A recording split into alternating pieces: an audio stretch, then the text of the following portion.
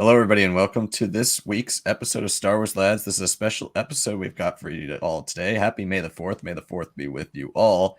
We are going to be talking about the new Obi-Wan Kenobi trailer. I guess, is this technically trailer 1 or trailer 2, but not the other one might be teaser 1. I don't know how they labeled this, but we are going to be talking about the new trailer that dropped this morning, as well as there was a poster I absolutely love that poster that came out. I'll flash it on the screen right now. But without further ado, let's get in to the trailer here. We're going to watch this for the first time and see our reaction to it.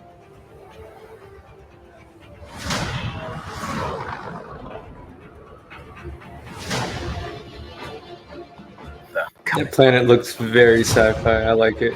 Oh, Yeah. that's a great shot. Or we will not survive.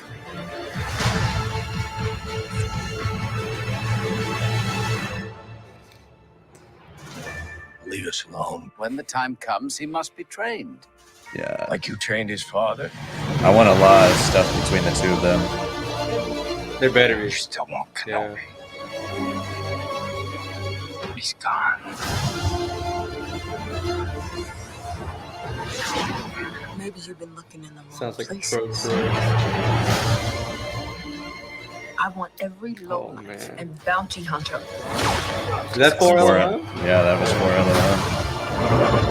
LOM. He was rumored, wasn't he? Yeah, I think so. You can't run Obi-Wan! Oh my god. So many blaster shots. Obi-Wan Kenobi. Oh, Camille Nanjiani. You can't escape him! Oh. Yes.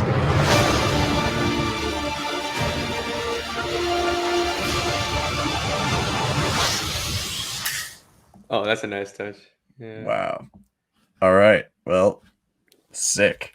I mean, it doesn't get much better than that. That's kind of a lot of the same shots, or at least different angles of the same scenes from the last trailer. So I guess take that with what you will. But I'm at this point, we're like 3 weeks away. I don't want to really see anymore. I'm ready. Yeah.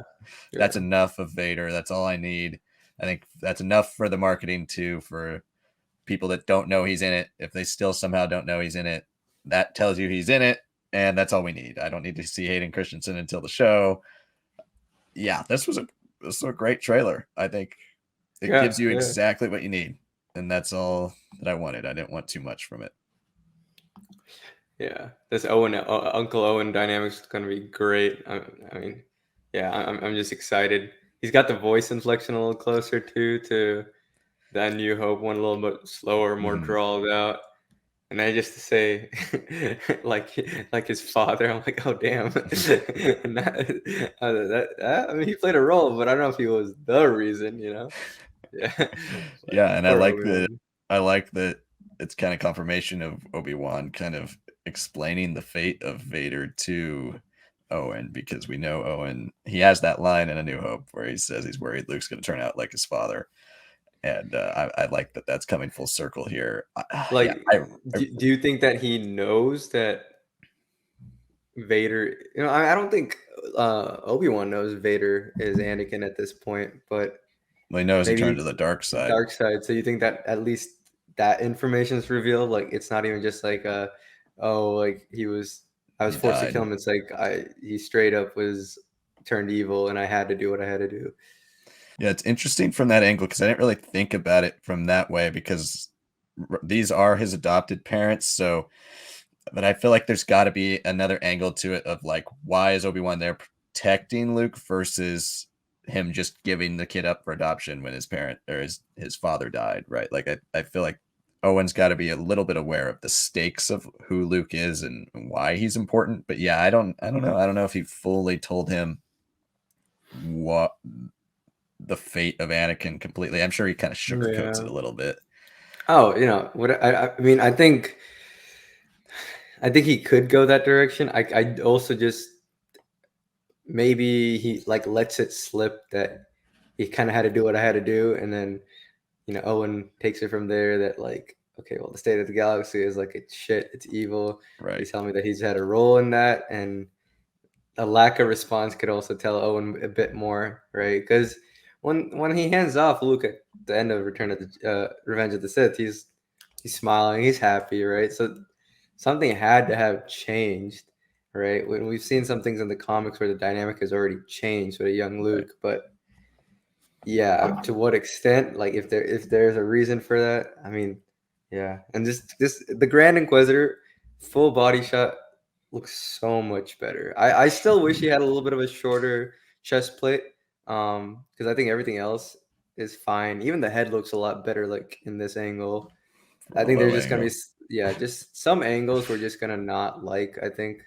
Um, I wish they did a little bit more work on the top of his head, but they really seem to be committed to practical stuff. I heard that the Boba Fett at Disney Gallery came out today, and Yeah. a lot of people are saying it's like, yeah, like they really emphasize just how much practical, even with like costuming and character work and design, like with the aliens, is they've gone really back to the roots of it. So if that's what they're going for the Grand Inquisitor, I don't mind it. I think the Fifth Brother looks a lot better here than that Mhm. one clunky shot that he had, just walking kind of bow-legged a bit, I guess is the way to put it. He looks much better. Sun King hopefully brings some gravitas to it. Yeah, I hope so too, because they at least look menacing here. I think in the other trailers they've kind of looked like a little out of place. I think if we got to at least make them feel like a part of this world, and I think as we start to see the further action, see the kind of terrible things they are going to do in this show, I think we'll all start to really feel that menace from them and kind of move on from the fact that they don't look exactly like the characters from the animated show. I think one other thing, last thing that I'd like to talk about here is not just for LOM, but also the line that she has about all these bounty hunters coming after Obi-Wan, which definitely opens the door for a ton of things and a ton of characters to show up. Yeah. If we are truly getting like, and bounty hunt oh, dang it, just low life and bounty. but yeah, 4 LOM shot there, and with 4 LOM could come Zuckuss. We also could see a large variety. I don't want this show to be too heavy on cameos. Like I don't think we're gonna see Valance for the first time or like characters like that. Obviously, he would be in the Imperial Academy, but I don't want to see like all these random people show up or Bosk. Like that would have been Boba Fett would have been the place for that. Mm-hmm. Yeah, But agreed. I think somebody like a Cad Bane is a high probability because they've got the costume and all that stuff ready. If it's just for a shot, I know it does kind of like take away from the Obi-Wan Yeah. element, but I could I see that mean, there, happening. there there is also a little bit of relationship. Like they've been on missions together when Obi-Wan was pretending to be Racco Hardy, and right, so it's like there is that dynamic. They've fought against each other before. Yeah. I mean, I would kind of maybe appreciate if they kind of did it like Days of Future Past Wolverine, where Magneto and Xavier go to recruit him, and he just says like "fuck off," and he just walks away, and he like gives a look like another time, right? Like because I mean, I think Cad Bane's one of the few bounty hunters who like really understands the gravitas of like taking down Kenobi of all Right, Jedi. right. So maybe something like that. But yeah, I mean, I like this trailer. I think the final shots, just seeing, I've never really thought of the chest plate being inserts. Yeah. I think that really was cool. And I mean, like just even before this LOM shot, we see the episode 3 face, which I feel like has been done in like EU art before, but then seeing like the arm of Anakin's or Vader's arm look very much like the prequel arm, and then have Yeah. this chest plate. It feels like we're really merging 3 and 4 in live action, and adding in a little bit of Clone Wars, adding in a little bit of Rebels. Like this could be definitively, even if it doesn't hit every mark, like with costuming and all that, if it can get at least 90% of the two eras and the shows of the two eras combined, oh man, it's gonna be so great. Yeah, and I think you hit on an interesting concept there of like how Rebels and the Bad Batch and even the Clone Wars, there's kind of a nice transition there from the Republic to the Empire and the Republic to the Rebellion. But we've never really had that full transition of the Jedi from Revenge of the Sith to Luke in A New Hope, and like what is the mentality of the Jedi and the people that are still around and alive at that time as Jedi. So I think Obi-Wan, this show could definitely be that transition point to where Obi-Wan officially gives up on reestablishing any form of Jedi, because here he's obviously very much so intent on training Luke, and in A New Hope he's protecting Luke, but I don't know if he's as intent on training Luke as he seems to be in this. He's more like Luke's choice in that film. He's letting Luke decide, where here he's like, no, I'm he's gonna be my next apprentice. So I want to see how that eventually changes, and how Obi-Wan eventually kind of decides that maybe it is better for Luke to just live his own path. That could be really interesting in this angle too. So any more thoughts before we wrap this up? No, I'm excited. Bring it on.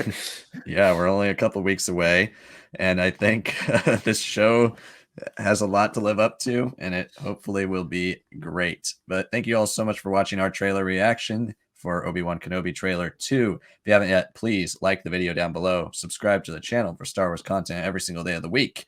And if you haven't checked out our other video that was posted this morning, check out Grading the Star Wars Eras Part 2 that Sanak did this week, where he focused on basically everything from the original trilogy all the way through the sequel trilogy. You want to check that video out. If you haven't yet, comment below. Let us know what you thought of this trailer, what you think of Obi-Wan Kenobi. Are you excited for it? What are you most excited for about it?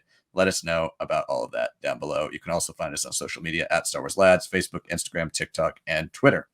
Thank you all so much for watching, and we'll see you next time.